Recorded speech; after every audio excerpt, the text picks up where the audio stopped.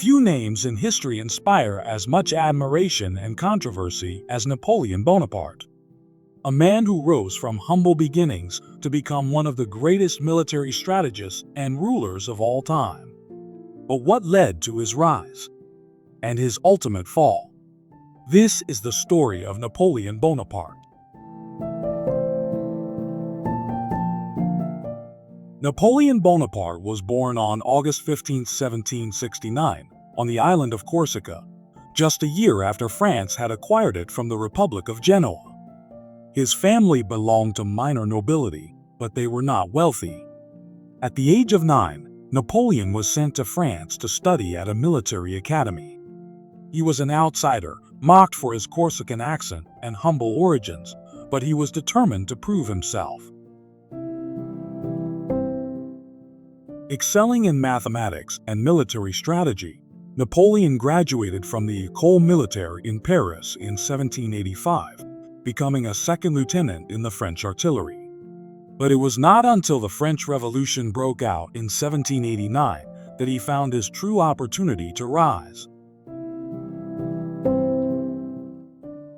The chaos of the French Revolution created a vacuum of power.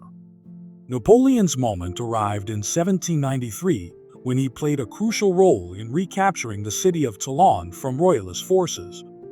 His brilliant tactics won him recognition, and at just 24 years old, he was promoted to brigadier general.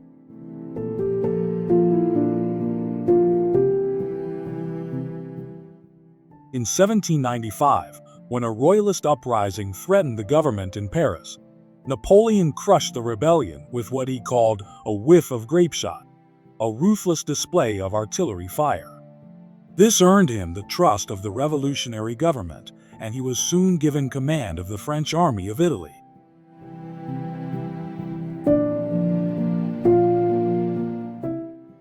Between 1796 and 1797, Napoleon led a remarkable campaign in Italy, defeating Austrian forces and transforming the struggling French army into a formidable force. His victories made him a hero, and soon he had his eyes set on greater ambitions.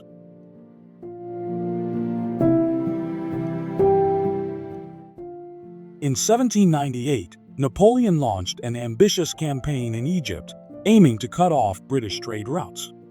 Though the campaign had military successes, it ultimately failed, but Napoleon's reputation remained untarnished.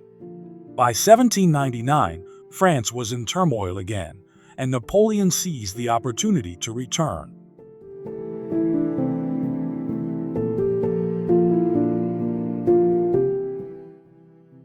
In November 1799, he orchestrated a coup d'état, overthrowing the government and establishing himself as first consul.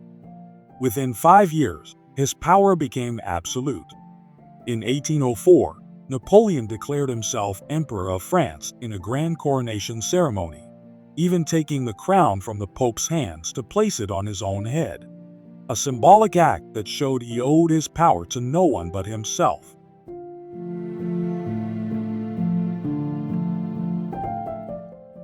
With unmatched military genius, Napoleon expanded his empire across Europe.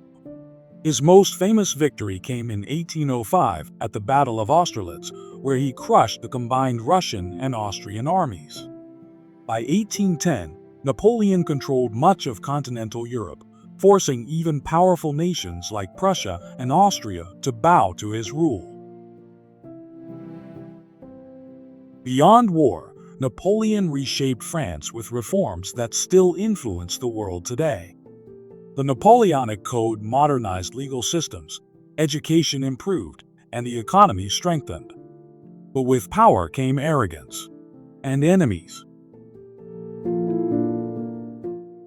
Napoleon's greatest mistake came in 1812 when he invaded Russia with over 600,000 soldiers. Expecting a swift victory, he was instead met with brutal winter conditions and a Russian strategy of retreat and scorched earth. By the time he left Moscow, his army was starving, frozen, and shattered. Fewer than 100,000 soldiers made it back to France. Sensing weakness, Britain, Austria, Prussia, and Russia formed a powerful coalition against Napoleon. In 1814, Paris fell, and Napoleon was forced to abdicate. He was exiled to the island of Elba, but his story was not over yet. In 1815, Napoleon escaped from Elba and returned to France. In what became known as the 100 Days, he regained power and prepared for one final battle. But at Waterloo, on June 18, 1815, Napoleon suffered his final defeat at the hands of the British and Prussian forces led by the Duke of Wellington. Captured once again, Napoleon was exiled to the remote island of St. Helena in the Atlantic Ocean. He spent the last 6 years of his life there, writing memoirs and reflecting on his legacy. On May 5, 1821, Napoleon Bonaparte died at the age of 51.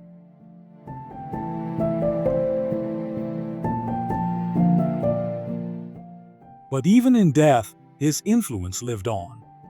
His military strategies are still studied, his laws shape modern legal systems, and his legend endures as one of history's most extraordinary figures.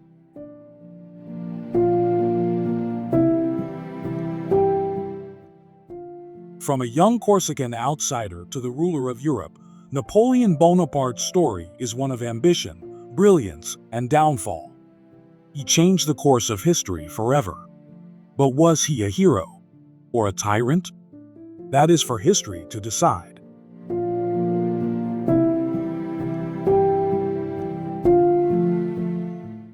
What do you think of Napoleon's legacy? Let us know in the comments below, and don't forget to like and subscribe for more historical biographies.